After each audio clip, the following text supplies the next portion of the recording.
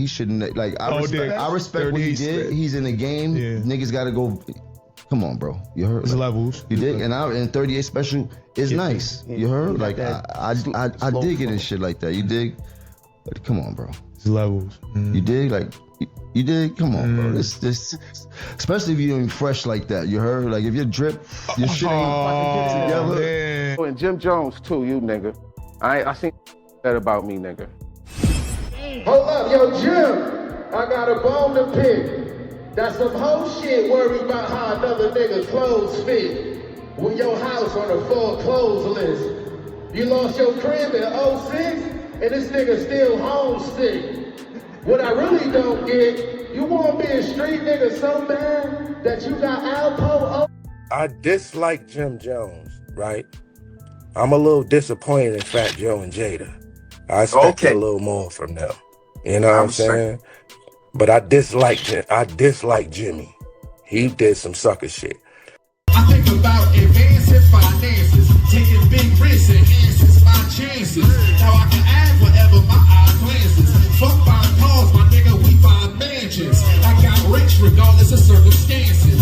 Now it's exotic women and fly dances. Learned the bank lingo from dealing with different branches. Now it's exotic litters from Virginia to Kansas. Now tell me one upstate rapper who got this. 7 chains, 2 coupes, few watches, 15 alligator suits, a few ostrich, $1 million split, 2 shoe boxes. Stop it. Them niggas fell on their faces. The ones that got birds through the mail was the bravest. From the plane to the rental, dealt to the Avis to the plug house. Don't need no help with the favors. Ballin' by myself cause I'm selfish for haters. Green, white, perp, yellow, Celtics and Lakers. Got the make back cause I felt it was spacious. Got a fridge and we cop top shelf by the cases.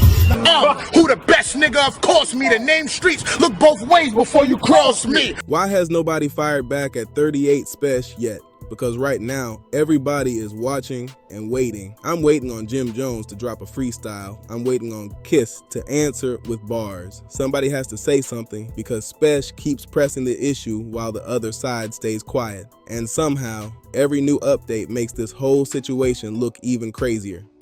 Now, 38 Spesh is claiming Jim Jones has been trying to pay artists anywhere from $500 to $1,000 just to diss him. That's a wild claim, and it has people asking what exactly is happening behind the scenes. Instead of getting a straight rap response, the story keeps turning into something bigger, with names, money, and old tension all getting dragged into the mix. And Terror Squad affiliates are still pushing their side of the paperwork situation involving 38 Spesh. They clearly are not backing away, and this could get messy fast. If you're new here or already locked in, welcome to Dripzine. Smash that like button, subscribe, turn on notifications because we need to get into this one. This situation keeps getting stranger by the day, and now the pressure is building from every direction. I gotta keep it. Why has nobody stepped up and answered this yet? We see what's happening, and hip-hop competition is looking weaker by the day. We know where this started. 38 Spesh said he got the better of Kiss on their song, then challenged him verse for verse and talked about putting $500,000 on the line. So where is the response? As fans, we spend money, stream the music, buy tickets, and sometimes treat these artists like they can't be touched. But when somebody puts competition in front of them, suddenly things get quiet. That's what makes this so interesting, because Spesh keeps talking while everybody else is watching from the sidelines. And before we get deeper into Kiss, there's another question hanging over this situation. Where is Jim Jones? Why hasn't he answered 38 Spesh directly yet? Is Jim really on such a different level that he doesn't feel he needs to respond? Because after everything that's been said, people are waiting to see whether Capo finally steps into this battle. Spesh took a shot at Chrissy during Summer Jam, so people are asking one thing: where is the response? With all the names he's been trading words with, nobody seems eager to answer him on wax. Instead, Joe Budden jumped into the conversation and appeared to defend Jim Jones. But where are the bars? Where are the freestyles? That's what hip-hop fans want. And earlier this week, the story took another turn when people connected to Terror Squad started speaking again. They are doubling down on the paperwork claims surrounding 38 Spesh. So let me refresh the situation. They said they had documents on Spesh, but what was supposed to come out within 24 hours stretched into almost 2 weeks. That's why people started watching the clock. 38 Special, right? You got 24 hours to hit back, right? Tell me who Tyrone Members is from the early 2000s, right? Tell me who Tyrone Members is, right? He came back down on a reversal, right? And he died in jail of stomach cancer, right? I want to know who that is. I want you to tell me who that is. There's 38. 38 Spesh, whatever your name is. You got 24 hours to let me know who that nigga is. Or I'm going to the next step. That man caught 65 years behind a wall. Let me know who that nigga is, man. You know what I'm saying? He caught 65 years in front of Rock, aka Rochester, right? Let me know who that dude is. He caught 65 years, man. It's not looking good, and he passed away. So let me know who that is, man. All right? For anyone who missed it, the man at the center goes by Miami, connected with KAR, meaning Kill All Rats. He's known to be close with Pistol Pete and Fat Joe, and then he dropped something online that brought the paperwork conversation right back into the spotlight. Then Miami came back with this message. It's not over yet. When I present my work, it's going sturdy. It's going to sturdy. Stay tuned. Can't wait to see all the cocksuckers' faces. In other words, he's telling everybody to stay patient because he believes whatever he plans to release is going to change the conversation completely. The problem is, this paperwork was originally supposed to surface within 24 hours, and that deadline came and went. So I jumped into the comments, dropped the eye emojis, and wrote, "I'm just waiting to report the news respectfully to both sides." His response was simple, "Bet, it's coming." Now, I don't know exactly what Miami has. I don't know if this is serious evidence, internet hype, or people stretching the situation for attention. I'm only telling you what they're saying, and right now, people connected to Terror Squad are still standing behind these claims about 38 Spesh. I thought this whole paperwork situation might have cooled down, but clearly they're not letting it disappear. And while that drama keeps building, there's still a bigger question for me. Spesh went especially hard at Jim Jones and even brought Chrissy into the record. So why hasn't Jim answered him directly? When somebody comes at your name and your woman on wax, fans usually expect bars back. Spesh made his position clear, and now everybody is watching to see whether Jim Jones finally responds with music. That wasn't just a light jab. 38 Spesh went straight at Jim Jones. Jones shit. Hold up, yo, Jim. I got a bone to pick. That's some whole shit worried about how another nigga clothes fit. With your house on the foreclosed list. You lost your crib in 06, and this nigga still homesick. What I really don't get, you wanna be a street nigga so bad that you got Alpo old bitch? Poe says she don't blow dick. Poe says she don't blow dick. Man, this nigga talking like a boss but ain't giving out no jobs. Nigga, you can't even go home and get a blowjob. Then followed it up in an interview by making it clear he doesn't like Jim at all. So now the question gets even louder. Why hasn't Jim Jones answered him with a record? Then Spesh took things another step further on Instagram. He posted, "My boy said he was around Jim Jones, and he's paying people $500 to $1,000 to diss you." I dislike Jim Jones, right? I'm a little disappointed in Fat Joe and Jada. I expected a little more from them. You know what I'm saying? But I dislike Jimmy. He did some sucker shit. That is a crazy claim, and Spesh clearly wasn't done. His caption read, "Damn, y'all singing and dancing for $500? He treating y'all like prostitutes over there, bums with bars." Those are his words, not mine. Now, whether that payment claim is true is still another story, but Spesh is putting it out there publicly and daring people to respond. And I gotta admit, I respect the competitive energy he's bringing. He's calling out rappers he believes have gotten too comfortable, like nobody can touch them. That's the part hip-hop fans are watching. If somebody challenges your bars, throws your name into records, and keeps pushing publicly, at what point do you step into the ring? Especially when Spesh already talked about putting serious money behind that challenge because the man was talking 5. Spesh said he was ready to put up $500,000, and that's what makes this whole situation even crazier. He's talking serious money after spending most of that record taking shots at Jim Jones and Chrissy. So at this point, should Jim finally jump into the ring and answer him with bars? Because look at everything happening around Spesh right now.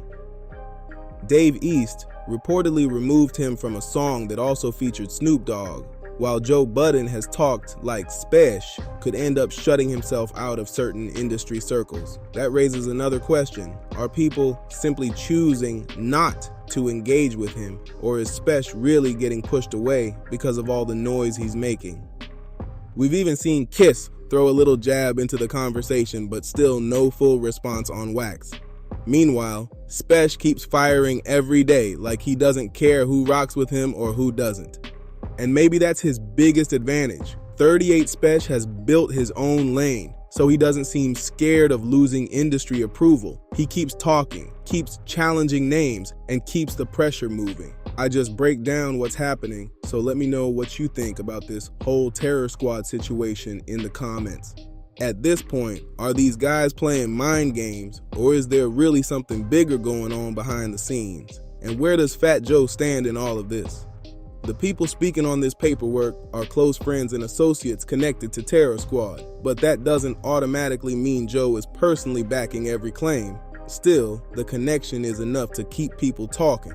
And once again, why hasn't Jim Jones responded directly to 38 Spesh? Spesh is openly disrespecting him and claiming Jim was willing to pay artists $500 to $1,000 to diss him. Do you believe that story, or do you think Spesh is just applying pressure because nobody has answered him on Wax?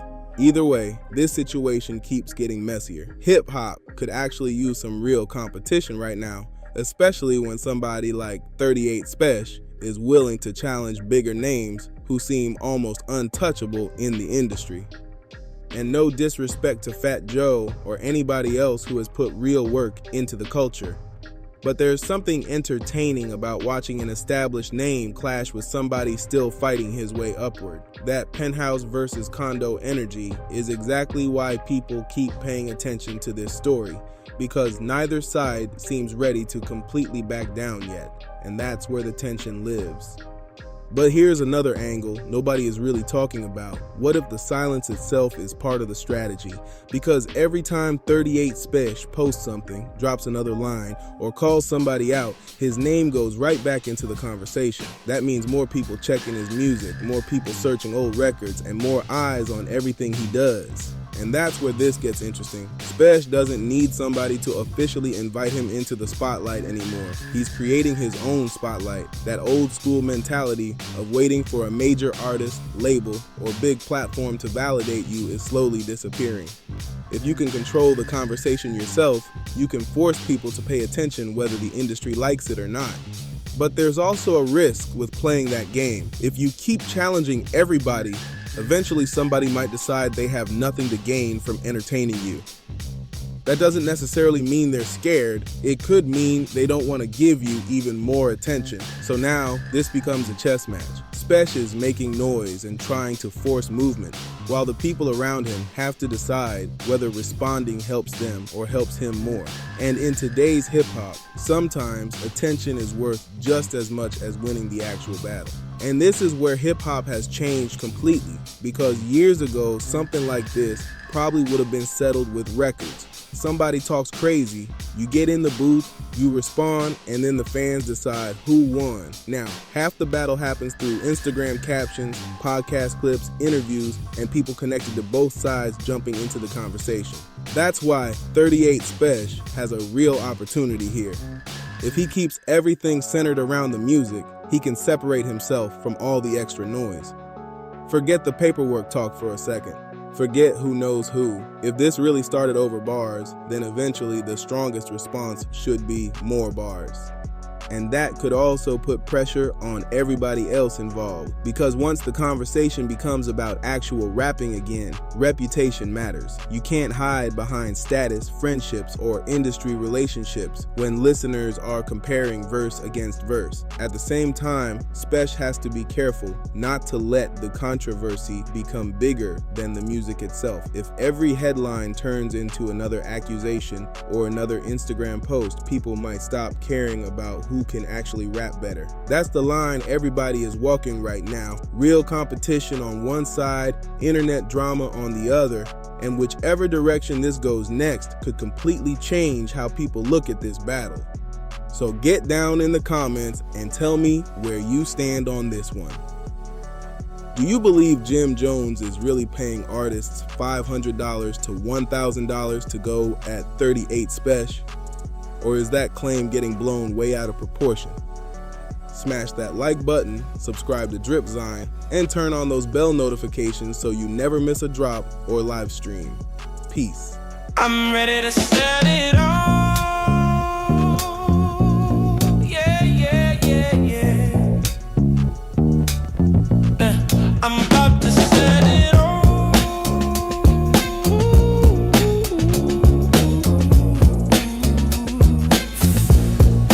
Fashion over fat, I be in my bag, braids fresh done, put it on my tag, even though Nah, your man Fab is crazy.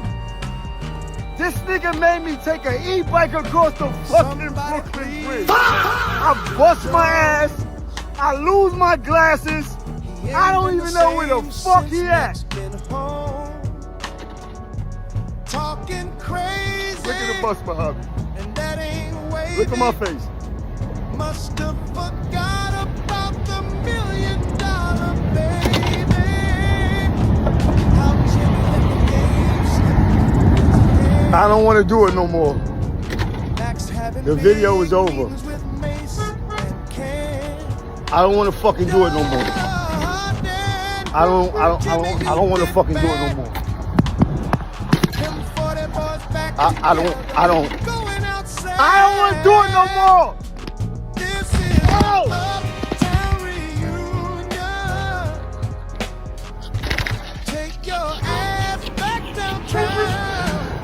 This nigga Fab is crazy. I'm convinced Brooklyn niggas is retarded, bro. Go, bro! Fuck, you see me on a bike, dickhead? Yeah, out of pocket.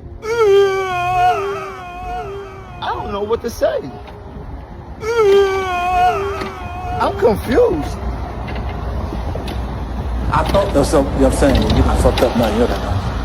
Yeah, I know you done fucked up. No. This is my view. This is my fucking view. Without the tape, they had nothing. I bust my ass bad. I fell bad. I lost my glasses, everything. The fuck? Look at this nigga here. Yo. Jim felt bad. Yo. No, there's like a split. Bro. The bridge. Bro. Fuck, I died. I broke my arm. There goes Frazier. Otis ain't been down since '89.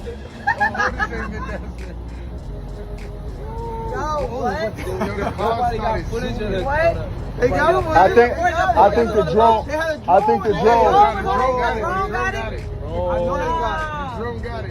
got it. The worst idea ever. Wow. Best idea ever. Best idea ever. Well, fuck this shit. If the drone got it. Come on, let's go to Junior's. Let's this. On the bike? Yeah, I'm not getting off the shit now. Yeah, you took a spill for it. Yeah, I'm riding right to Junior's. It's right here. We are right here. Niggas done walked across the shit for Junior's. We gotta get a shorty off the bus. Shorty on the bus is going up. A bitch on the bus throwing up. We gotta. She can make it here, she can make it anywhere. Obviously, she can't make it here. Now he got me riding to the Barclays Center. I almost died about some Juniors. I got my Juniors right there. Damn, they don't even got no fucking e-bike. They got him just on strong pedal mode. Your man Spesh out here having a Brooklyn flashback, like he looking for fitties in '92. I ain't even from around here. Nigga got me in the middle of Brooklyn bugging on an e-bike. I want you to know, I went across the bridge to Junior's, and I'm at the Barclays Center right now with this nut. Look. He's definitely having a flashback.